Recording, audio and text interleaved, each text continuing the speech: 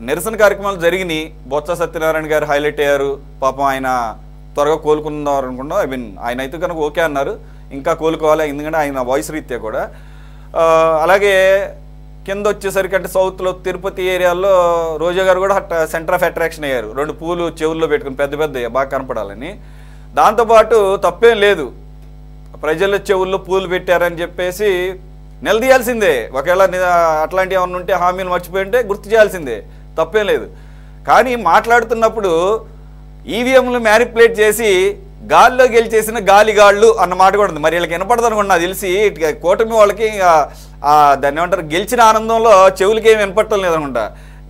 గాలిలో గెలిచిన గాలిగాళ్ళు అది. సరే, వాళ్ళకి ఓకే అనుకుంటే మనకు ఓకే, నో ప్రాబ్లం.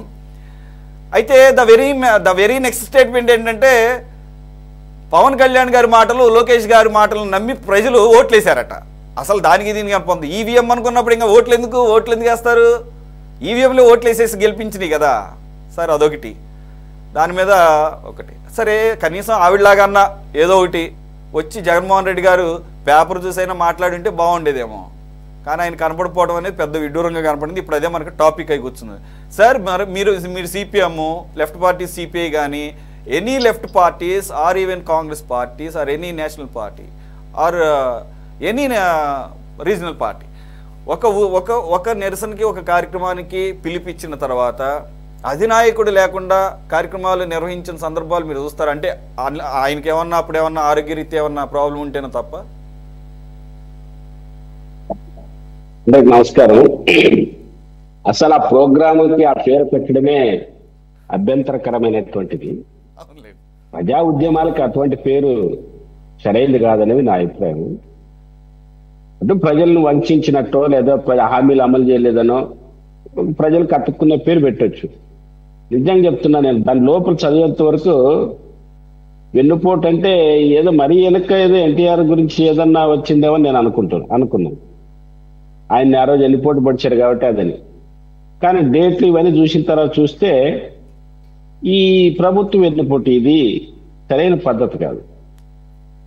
ఇప్పుడు వెన్నుపోటు అన్నప్పుడు మరి ఈయన కూడా క్యాడర్కి వెన్నుపోటు పొడిచిపోయాడు అనొచ్చు కదా, పిలిపించి ఉసిగొలిపి. అంటే వీళ్ళ మాత్రం రోడ్డు మీద పడే దెబ్బలు తిని తన్నులు తిని జైలుకి వెళ్తే నువ్వు మాత్రం పోయి ప్యాలెస్లో పోయి ప్రశాంతంగా ఉంటావా? ఇది కరెక్ట్ కాదు. రెండవది, ఆయన పిలిపించి నాయకుడు పాల్గొనకపోవడమా పాల్గొంటారనేది అది సెకండరీ. దాని గురించి పెద్దగా అంశాలు చెప్పాల్సిన అవసరం లేదు. ప్రజల యొక్క శ్రేణులకి, క్యాడర్కి నిజంగా ప్రజల కోసం పోరాటము, ప్రజా ఉద్యమాల కోసం పోరాటం, ప్రజల హక్కుల్ని సాధించాలనేటోడు ఎస్కేప్ కాడు. కాబట్టి వాళ్ళకి కావాల్సింది ప్రజా సమస్యల పరిష్కారం, ప్రజల కష్టాలు తీర్చడం కాదు ఉద్దేశం. దీన్ని ఉపయోగించుకొని మరీ రాజ్యాధికారం తిరిగి ఎలా సంపాదించుకోవాలనే తప్ప ప్రజల కష్టాలు కాదు. వాళ్ళ ఇంటర్నల్ కూడా, వాళ్ళ క్యాడర్లో కూడా ఈ ప్రభుత్వం ఎంత బాగా ఏం చేయకపోతే, ఈ ప్రభుత్వం హామీలు ఎంత బాగా అమలు చేయకపోతే అది మాకు లాభం అనే దాంతో గోతికాడు నక్కలాగా కూర్చుకునే బాపతు.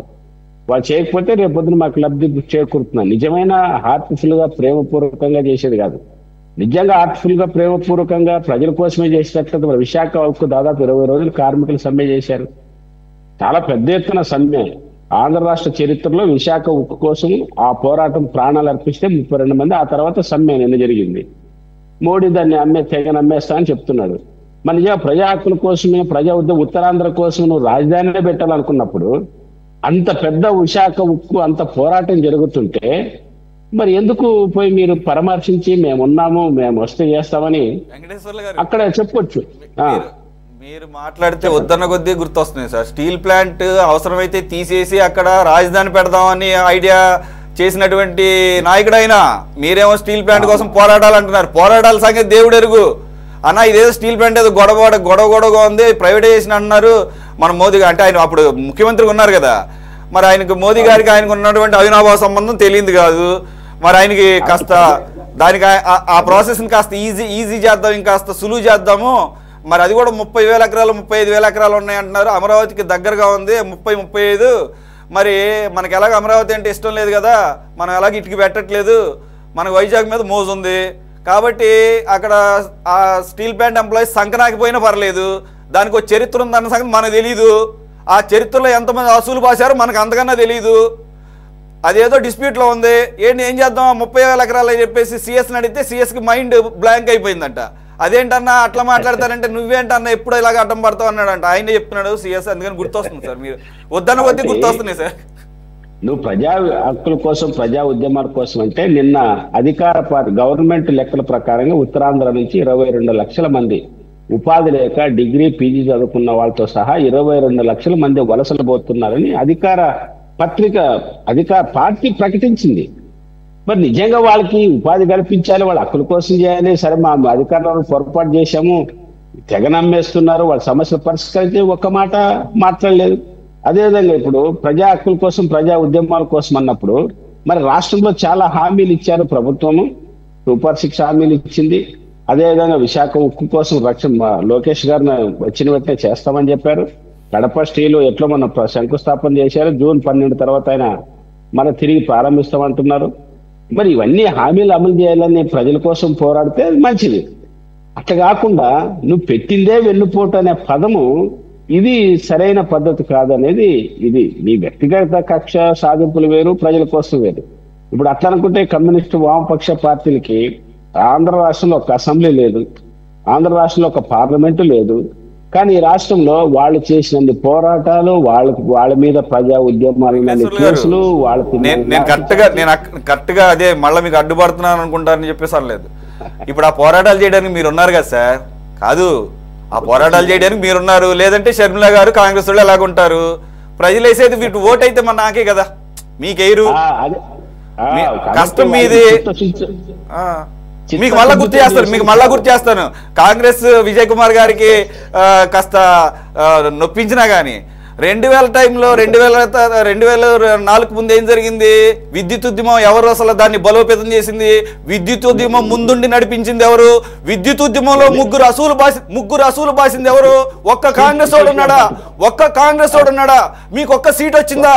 ఎవరికి వచ్చింది? రాజశేఖర రెడ్డి గారికి వచ్చింది. అంతే. ఇప్పుడు కూడా అదే జరుగుద్ది.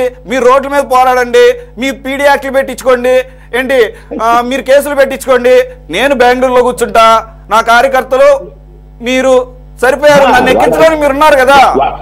వాళ్ళ కార్యకర్తలు అంటున్నారు కూడా, వాళ్ళ కార్యకర్త పోరాటం చేసింది మీరు. లేదు సార్, లేదు. వాళ్ళ కార్యకర్తల మనసులో ఏమన్నా ఒక 1% ఉందో చెప్తున్నాను కదా. ఈవెన్ కమ్యూనిస్టులో కూడా లేదు. నేను ఓపెన్ చెప్తున్నాను కదా. ఇది తీసుకెళ్ళి ఇంకోడికి దారాదత్తం చేయడమే తప్ప అలాగని చెప్పేసి నేనేం మిమ్మల్ని మీ కార్యక్రమాలు చేయొద్దని నేను అంటం లేదు. కానీ ఏం జరుగుతుంది? This is the practicality for last 25 years in Andhra Pradesh. This is what's happening.